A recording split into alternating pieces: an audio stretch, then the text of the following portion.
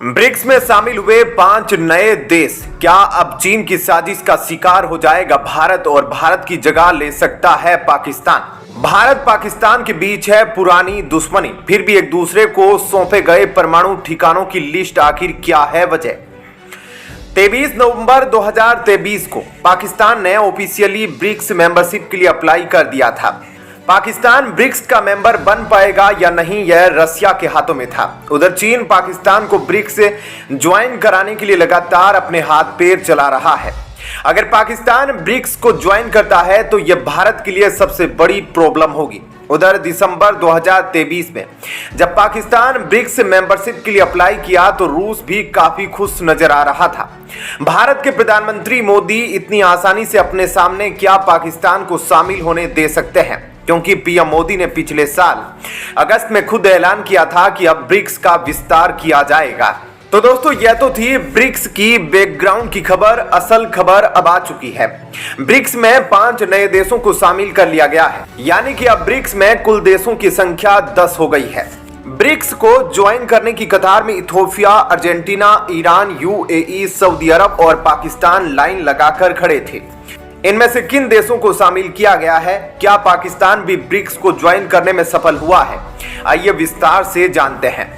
दोस्तों, बैकग्राउंड से यह भी खबरें आ रही है कि अब समझ आ गया है कि जब शायद भारत ब्रिक्स को छोड़ सकता है, क्योंकि ब्रिक्स के अंदर डेमोक्रेटिक नेशंस की संख्या कम और ऑटोक्रेटिक नेशन की संख्या बढ़ रही है। दोस्तों, डेमोक्रेटिक नेशंस एक ऐसी शासन प्रणाली है जिसके अंतर्गत उस देश की जनता अपनी इच्छा से निर्वाचन में आए किसी भी उम्मीदवार को मत देकर अपना प्रतिनिधि चुनती है। लेकिन वहीं दूसरी तरफ ऑटोक्रेटिक नेशंस की पूरी ताकत केवल एक व्यक्ति के हाथ में केंद्रित होती है। अब खबर ऐसी आई है जिसका डर भारत को था, वही हुआ है, क्योंकि ब्रिक्स के अंदर ऑटोक्रेटिक नेशंस की संख्या बढ़ गई है।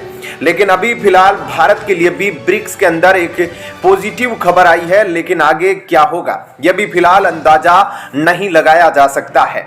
रूसी राष्ट्रपति व्लादिमीर पुतिन ने खुद ऑफिशियली स्टेटमेंट के द्वारा बताया है कि ब्रिक्स में 5 नए सदस्य आधिकारिक तौर पर शामिल कर लिए गए हैं। दरअसल इस वक्त ब्रिक्स की अध्यक्षता रूस के पास है और इन 5 नए देशों में इथोपिया, ईरान, सऊदी अरब और संयुक्त अरब अमीरात शामिल है। इन नए देश में पाकिस्तान तो शामिल नहीं हुआ है। पाकिस्तान का कहना है कि भारत उसे ब्रिक्स का सदस्य नहीं बनने दे रहा, जबकि चीन और रूस दोनों उसे सदस्यता दिलाना चाहते हैं। ब्रिक्स का उपयोग करके चीन भी अपना मास्टर प्लान बना रहा है भारत और रूस के बीच दरार पैदा करने की। कैसे चीन यह मास्टर स्ट्रोक चल सकता है? दरअसल अब आगे जब भी पाकिस्तान को शामिल करने का ब्रिक्स के अंदर प्रस्ताव लाया जाएगा तो जाहिर सी बात है, यह प्रस्ताव और कोई नहीं बल्कि चीन ही लाएगा।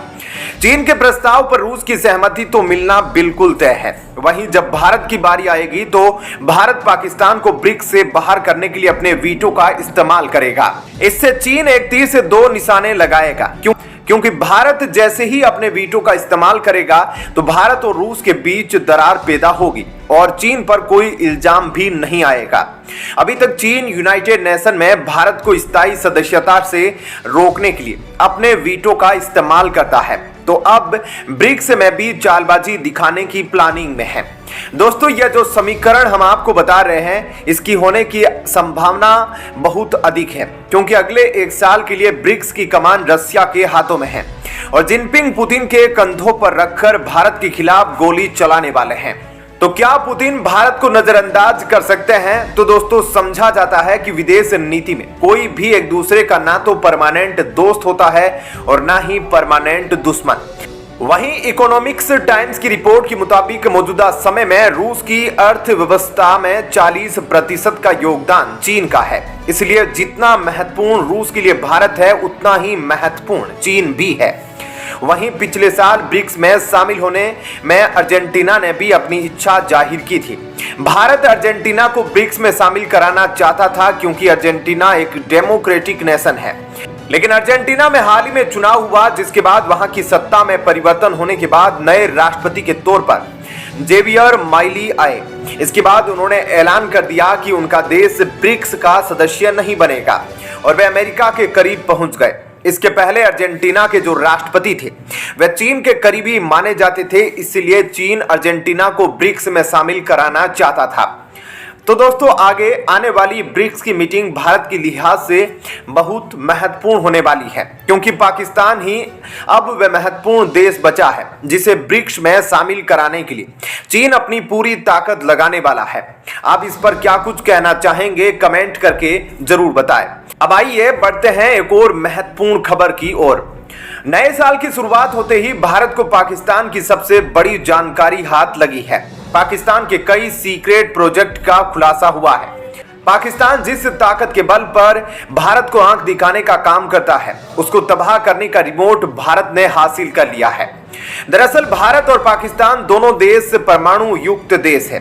पाकिस्तान के पास भारत से ज्यादा परमाणु हथियार है, फिर भी भारत पर हमला करने की गुस्ताखी नहीं दिखा रहा है और भारत से इतना डर गया है कि पाकिस्तान खुद ही अपने उन स्थानों की भारत को जानकारी दे रहा है जहां पर परमाणु बम को इकट्ठा कर रखा है। इतना ही नहीं, अपने न्यूक्लियर इंस्टॉलेशन के सभी स्थानों की जानकारी भी भारत के साथ साझा की है। दरअसल पाकिस्तान को डर है, अगर भारत ने उन स्थानों पर अटैक किया तो जहां पर पाकिस्तान ने अपने परमाणु बम के जखीरे को इकट्ठा कर रखा है, पाकिस्तान रातों रात तबाह हो जाएगा। केवल पाकिस्तान ही नहीं बल्कि भारत भी पाकिस्तान को अपने परमाणु हथियारों की जानकारी हर साल की शुरुआत में 1 जनवरी को देता है। दरअसल इसके पीछे की एक कहानी है। 31 दिसंबर 1988 को दोनों देशों के बीच हस्ताक्षर किए जाते हैं कि भारत और पाकिस्तान हर कैलेंडर वर्ष की पहली तारीख को समझौते के तहत आने वाले परमाणु प्रतिष्ठानों के बारे में एक दूसरे को सूचित करेंगे और इसकी शुरुआत 1992 से हो गई। साल 2008 में मुंबई हमले के बाद दोनों देशों के बीच बातचीत बंद है। इसके बावजूद भी साल 2024 में यह 33वां मौका था जब दोनों देशों ने अपने परमाणु जखीरे की जानकारी एक दूसरे देश को साझा की है। ऐसा इसलिए किया जाता है क्योंकि दोनों देशों के बीच कई बार युद्ध हो चुके हैं। कश्मीर को लेकर लगातार तनाव बना रहता है। अगर कभी भविष्य में फिर से दोनों देशों के बीच युद्ध शुरू होता है तो जहां पर ये परमाणु हथियार तैनात किए गए वहां पर ना तो पाकिस्तान भारत पर हमला करेगा ना ही भारत पाकिस्तान में हमला करेगा, क्योंकि परमाणु हथियार के जखीरे में एक बार गलती से भी विस्फोट हुए तो कई सौ वर्षों तक उसके परिणाम देखे जाएंगे। बहरहाल दोस्तों, इस वीडियो में इतना ही, लेकिन उसके पहले आपसे एक छोटी सी रिक्वेस्ट है, आप वीडियो को लाइक जरूर करें। मिलते हैं एक नई वीडियो में। जय हिंद, जय भारत।